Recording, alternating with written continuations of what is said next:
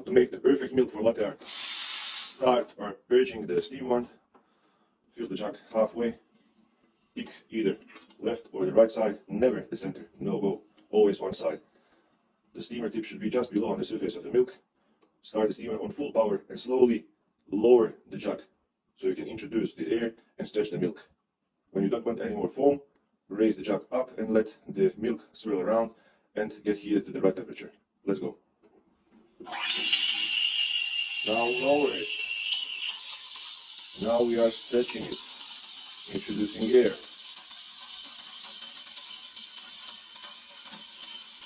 Now I don't want any more air. Now I'm going to raise the jug a little bit.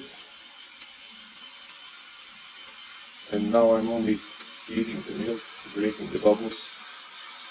Now it's so hot that I can't touch it. And I know that I have the right temperature. Remember to clean the steam wand, purge out, and you're done.